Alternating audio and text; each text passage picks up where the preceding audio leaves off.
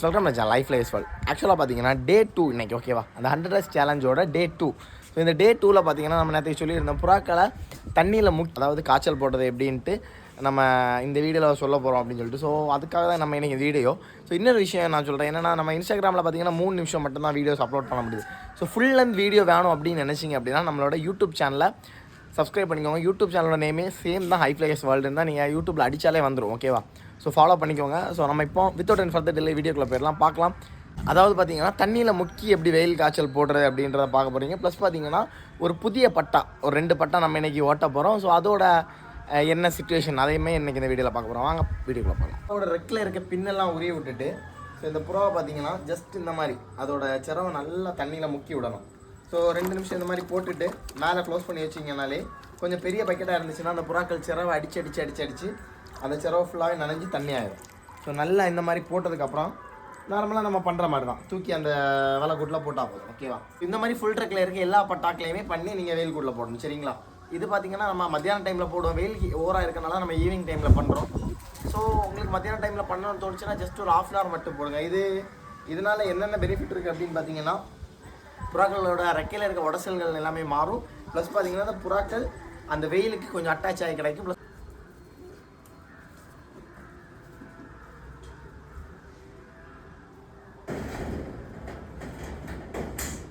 So அப்படி ஒரு வழியாக நம்ம பேர்ட்ஸ் எல்லாம் தூக்கி நேற்றுக்கு மாதிரி வச்சாச்சு மேலே.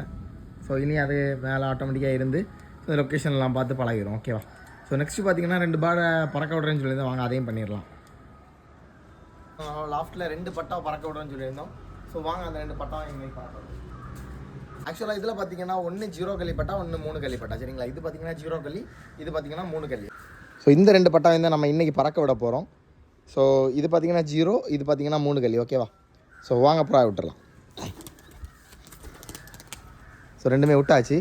ஸோ ஃபஸ்ட்டு அதாவது முதல் டைம் விடுறப்போ புறாக்கள் பார்த்திங்கன்னா இந்த மரத்தில் போய் இருக்குது, ஸோ அங்கே இங்கே மாறி சவுட்டுது, இந்த மாதிரிலாம் நடக்கும் சரிங்களா. ஸோ ஒரு பட்டா இந்த வருது, அவங்களுக்கு காமிச்சு தரேன் பாருங்கள். இந்த பறக்குது 2மே. ஸோ இன்றைக்கி பார்த்திங்கன்னா ஜஸ்ட் ஒரு 4-5 ரவுண்ட் அடித்தா போதும். இது ஒரு ரவுண்ட் முடிச்சிருக்கு. ஸோ இது 2வது ரவுண்ட் போயிருக்கு ஓகேவா.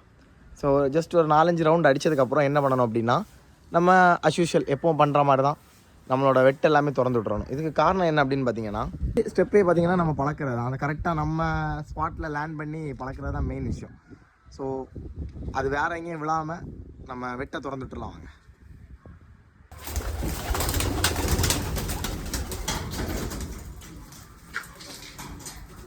ஸோ இதெல்லாம் நம்ம ரெக்க உரி விட்டுருக்க ப்ராயில். ஸோ இது கரெக்டாக இறங்குறதுக்கு ஒரு சின்ன ஸ்டெப் மாதிரி ஏதாச்சும் வச்சு கொடுத்தீங்க அப்படின்னா கரெக்டாக இருக்கும் ஓகேவா. ஸோ நம்ம வெட்டு திறந்து விட்டுட்டோம். ஸோ நம்ம ஜாக் பட்டா பார்த்திங்கன்னா சுற்றி பறந்து வருது ஓகேவா. ஸோ 2மே ஸ்டில் நம்ம லைனுக்குள்ளே தான் கிடக்கு. ஸோ நம்ம விட்டதில் 2 புறா இந்த எலும்பிட்டு திரும்ப உங்களுக்கு பார்த்தா தெரியும். நம்ம விட்டதில் 2 சப்ஜா புறா எலும்பிட்டு, அது ஆல்ரெடி நம்மகிட்ட பறந்து இறங்கினா தான்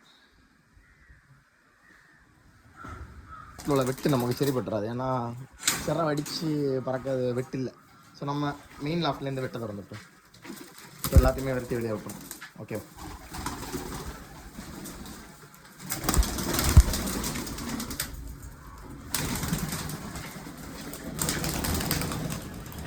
ஸோ இதெல்லாமே நல்லா ரெக்கை அடித்து வரும்போது பார்த்து கரெக்டாக இறங்கிடும் நம்ம புறாக்கள் ஓகேவா. ஸோ வெட்டு அடிக்கிறது என்னென்னா பெருசாக ஒன்றும் பண்ணண்டா, ஜஸ்ட் இந்த வெட்டோலை கலைச்சா போதும். ஜஸ்ட்டு கலைச்சி அந்த புறாக்களுக்கு ஆண்டி கொடுத்தாலே போதும், ஈஸியாக நம்ம கூட்டு மேலே வந்துடும். விஷயம் புறாவை வெளியே சவுட்ட விடக்கூடாது, புரியுதா. ஸோ கரெக்டாக நம்ம கூட்டுக்குள்ளே சவுட்டி இறங்கிறது மட்டும் அதை ட்ரெயின் பண்ணி எடுத்தோன்னாலே போதும். ஸோ இது நம்ம 0 கல்லி பட்டா, நம்ம ரெக்கவலை பட்டா, இது நம்ம ஜாக் பட்டா. 2மே தலைக்கு மேலே தான் நிற்கி. ஸோ சில நேரம் இன்னொரு விஷயமும் நடக்கும். என்ன அப்படின்னா, புறாக்கள் இந்த 0 கல்லி 2 கல்லி 3 கல்லி பட்டாக்கள் பார்த்திங்கன்னா பறவை பிடிச்சிட்டுனா இறங்காது. அது ஒரு டார்ச்சரான ஒரு விஷயம். ஸோ அது நம்மளால் ஒன்றுமே பண்ண முடியாது.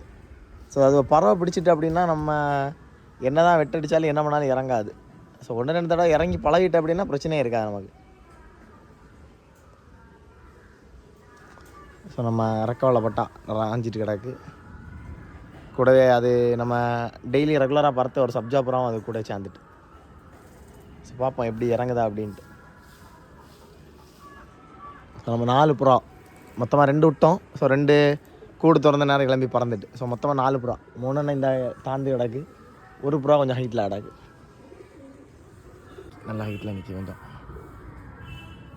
கிட்ட கலைப்போம். ஏன்னா புதுசாக பறக்க புறாக்கெல்லாம் ரொம்ப நேரம் விட்டுறக்கூடாது, மிஸ் ஆகிறதுக்கு நிறைய சான்சஸ் இருக்குது.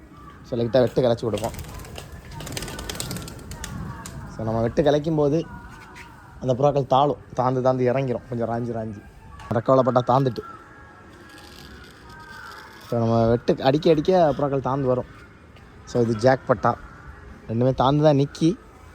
சில நேரம் ஒரு குணம் இருந்தால் உயர்ந்துடும், ஒன்றும் பண்ண முடியாது, பார்த்தாலே தெரியும். அது கொஞ்சம் புதுசாக பறக்கனால இந்த ரெக்க ஸ்பீடு, சரியான ஸ்பீடு, அது கரெக்டாக தெளிஞ்சு வந்துட்டு அப்படின்னா நம்ம பிரச்சனை இருக்காது.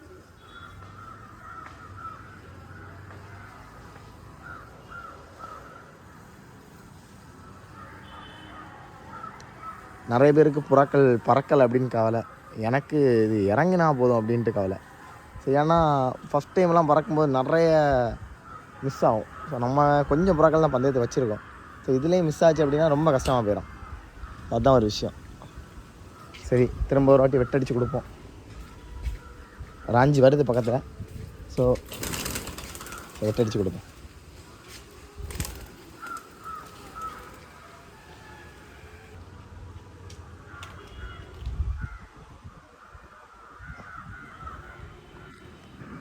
ஸோ முடிஞ்சளவு நம்ம வெட்டடிச்சிட்டு இருக்கோம். கொஞ்சம் மழைக்கும் கருத்து காற்று கொஞ்சம் வேகமாக இருக்கனால தான் அதில் இறங்குறதுக்கு ரொம்ப கஷ்டமாக இருக்குது. அதுதான் ஒரு மெயின் இஷ்யூ. ஸோ இறங்குறதுக்கான மைண்ட் செட் வந்துடுச்சு, ஆனாலும் இறங்க முடியலை. அதுகளால் காற்று ரொம்ப இதாக்கி ஒய்த்தி கொண்டு போயிட்டே இருக்குது. மறக்கவலைப்பட்டா நல்லா ட்ரை பண்ணுது, ஆனால் முடியலை.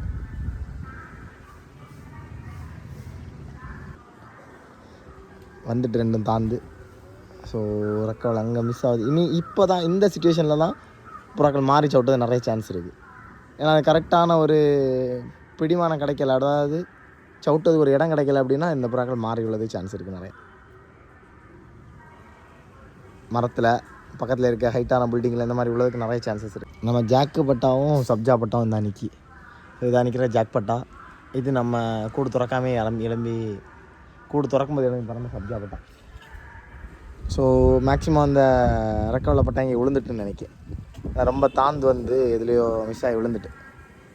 ஸோ இதெல்லாம் காமன் தான், ஓகேவா. ஸோ இதை நினச்சி நீங்கள் ஒரி பண்ண வேண்டிய எந்த தேவையுமே கிடையாது. ஏன்னா புறா ஸ்டார்டிங் டைம்லலாம் பறக்க வைக்கிறப்போ கண்டிப்பாக மாறியெல்லாம் சவுட்டும். ஸோ கரெக்டாக பறவை பிடிச்சி எல்லாம் ஓகே ஆன பிறகு சவுட்டாமல் இருந்தாலே போதும். ஜாக் பட்டா நல்லா ட்ரை பண்ணுது, ஆனால் அதெல்லாம் முடியலை. இல்லையா, நல்லா தாந்து கீழே வந்து புறாக்கள் பார்ப்பேன் இறங்குதா அப்படின்ட்டு. இந்த ரவுண்டில் இறங்கணும் மேக்ஸிமம். ரொம்ப தாந்து வந்துட்டு இந்த 2 விஷயம் பண்ணேன். என்ன அப்படின்னா, ஒன்று மேலே புறாக்களை பார்க்கணும், இன்னொன்று கேமரா கரெக்டாக ஃபோக்கஸ் ஆகுதான்னு பார்க்கணும். ஸோ கொஞ்சம் ரிஸ்க்கான விஷயம் இந்த ரெண்டும் ஒரேடியாக பண்ணுறது. ஸோ இதாக ஒரு சப்ஜா இன்னும் பறக்குது, இது நம்ம புறா தான்.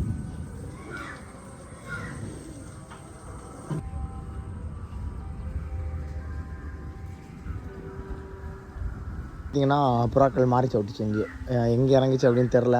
மழை லைட்டாக தூக்கிச்சு. ஸோ அந்த இதில் புறாக்கள் எங்கேயோ மாறி இறங்கின மாதிரி தான் தோணுது.